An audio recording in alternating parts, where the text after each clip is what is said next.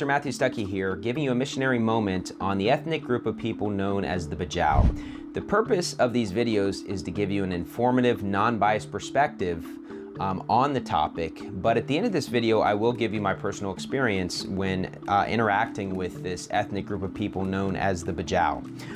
The Badjao are nicknamed as the Sea Gypsies, and they will exist mainly in the Philippines, Indonesia, and Malaysia. Essentially, they are nomadic people that are simply sojourning without really having a permanent dwelling place. In terms of their population, there's around 470,000 here in the Philippines, around 436,672 in Malaysia, Indonesia 345,000, and Brunei 12,000. Generally, their skin tone is going to be darker than the average Filipino that you will see here, although they are not the only ethnic group that is here in the Philippines that has darker complexion. So just merely someone having darker complexion that looks like a native, that doesn't necessarily mean that that's a person that is Badjao. In terms of their language, they speak Sinama is the name of the language. From my experience, for those that are in Metro Manila or Pampanga, we have a decent amount we've run into in Pampanga, and their Tagalog was, I could say, okay. We were able to have some communication, although there was certainly some trouble with communicating. In terms of their English, it seemed pretty much non-existent from my experience. Although what I've read online, that can vary depending on who you're around. It seems like the group of people that I experienced actually had better Tagalog than the reputation they have in terms of their ability to speak the language. There are Visayan-speaking areas here in the Philippines, and I would assume in those areas, the people that are the Badjao living there some might have an okay understanding of Visayan, others probably not very much. And English, as I said from my experience, not that great in terms of their ability.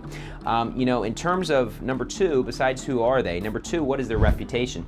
Well, they're known as the Sea Gypsies. And of course, if you are from Europe, you know who the Gypsies are. If you grew up in the United States, you've heard of the Gypsies.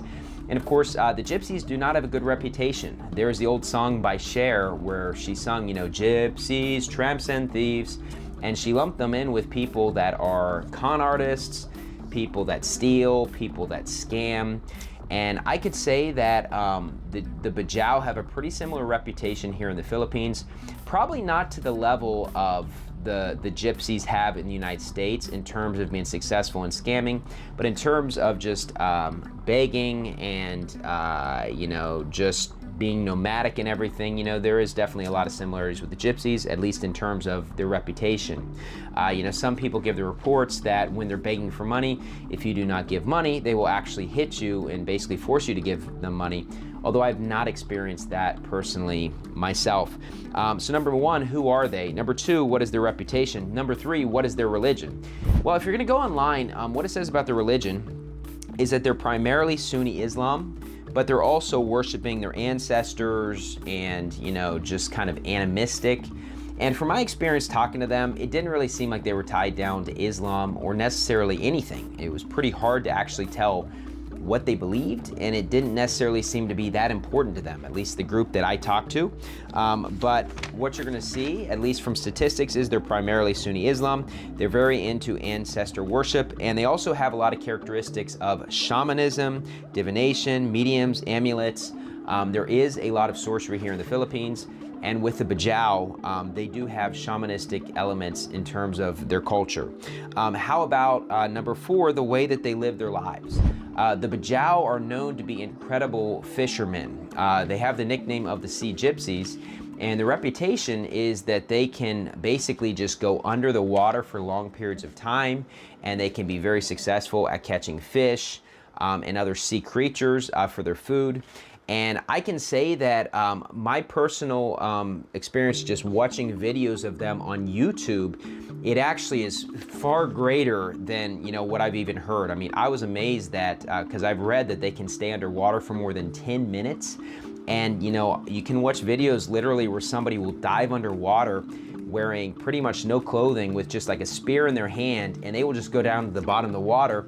And other people in the water have so much equipment and have to get a lot of oxygen. They can only stay under for so long. Whereas many people that are in the Badjao community can stay underwater for more than 10 minutes. I mean, it's one of the most remarkable things that I've ever seen.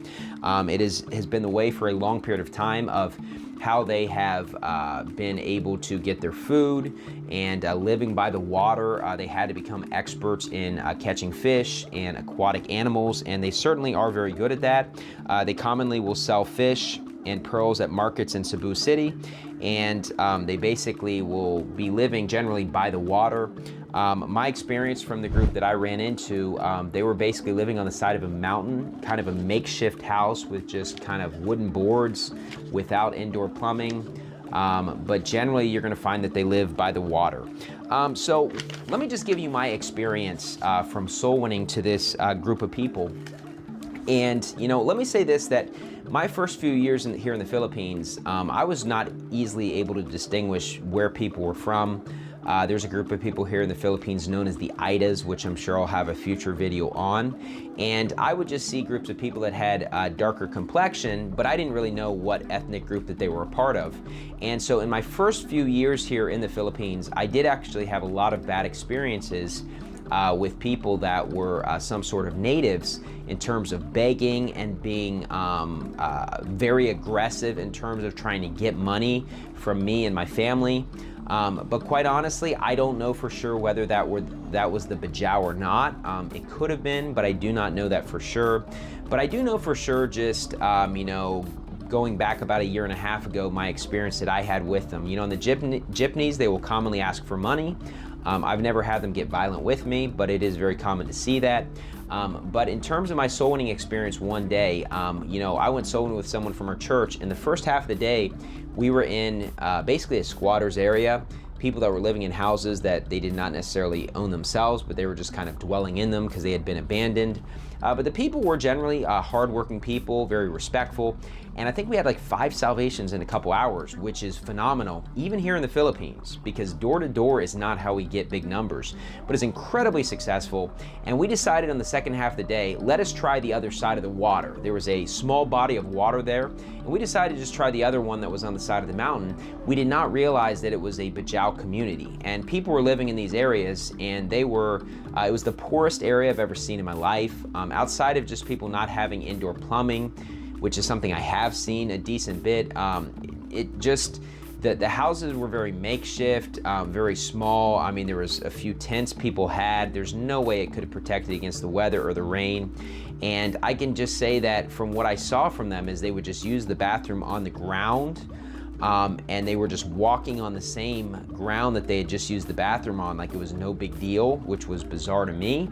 I can say it was the dirtiest place I've ever seen in person in my life.